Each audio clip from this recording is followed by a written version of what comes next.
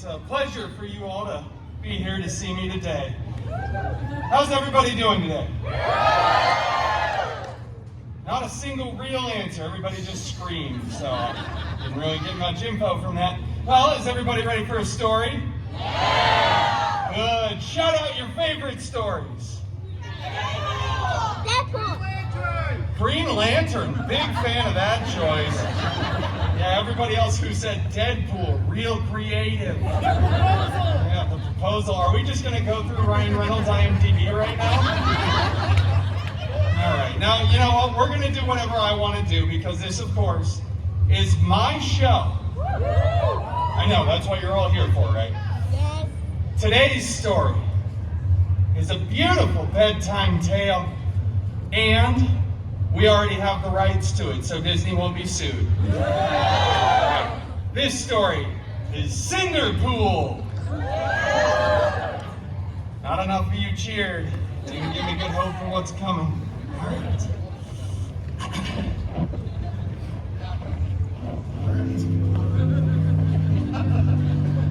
It's fine, the katanas make it hard. Once upon a time, you know, it just doesn't feel right when I do that by myself. We should all say those magical words together. Ready? Once upon a time. I said together.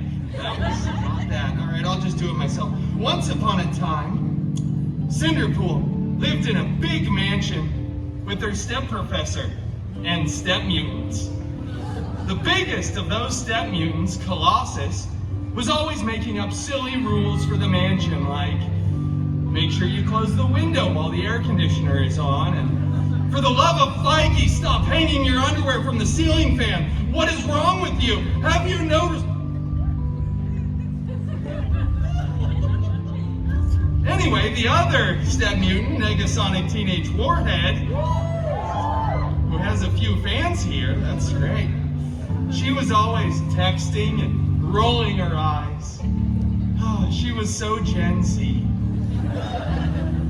Both of these step mutants were very jealous of Cinderpool because Cinderpool had a much, much larger fan base than them. One day, a non-union extra went running in front of the mansion screaming King Thanos was going to have the biggest battle of Phase 3. That's right, and we all know that was the last good phase. Cinderpool desperately wanted to go to the big battle, but Kobasa said, No. It is too dangerous, and you are not a good part of the team. Then they ripped apart Cinderpool's favorite costume, and Negasonic blasted it with her mind powers. It was so cool, so Gen Z, so on fleek, no Cap Sigma. Cinderpool was distraught, vulnerable and exposed as she stumbled out onto the mansion grounds. But then Cinderpool looked up and saw, beginning to form, a magical sparkle circle. And out of that sparkle circle stepped Cinderpool's hairy god mutant. Out of the circle stepped, just go through the circle. It's easy, we covered this already. Fine, whatever. Wolverine! Okay, love you.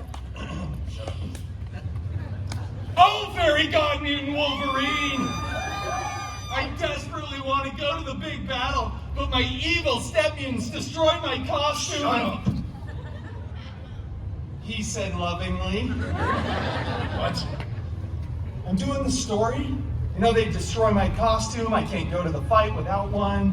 Wave the little magic stick and... Whatever. Go get another costume. Nobody cares. Stop whining. Well, with that sage life advice, Cinderpool ran to the wardrobe department, grabbed a new, freshly laundered costume, and headed to the big battle. Cinderpool was late, of course, because She stopped for chimichangas along the way at 7-Eleven. But 7-Eleven doesn't sell chimichangas anymore, so he had to go to 3 other gas stations. Anyway, when he got there, the Avengers were winning. Well, that was quite the delay, huh? Yeah. Captain America looked so good in those pants. That was a faster response. Cinderpool looked for the fairy god mutant Wolverine, who was... I'm going to Pigs. Pick up some milk. He's not coming back with that milk. No. Cinderpool looked around as the aliens were running away, and then noticed on the stairs of a spaceship a single glove. Cinderpool picked that glove up, waved to this nice camera, and admired the beautiful thing. It was gold, encrusted with colorful jewels. There were 6 of them. I don't think that's important. Cinderpool said, "I wonder who this fits," and put it on. There were like 3 gaffs. After some buzzing, whirring, and clicking, it was a perfect fit. Then Tony Stark looks over and starts yelling, "No! Take that thing off!" And then all the other Avengers start making noise too, but you can't hear them over Tony, who's just going, "No! I don't want to be in this universe as Tony Stark anymore! If I have to come back, I'll be doomed!"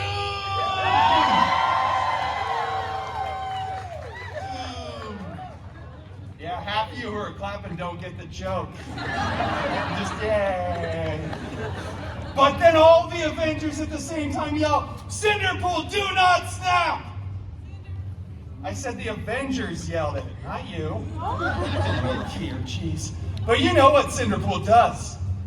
Cinderpool snapped.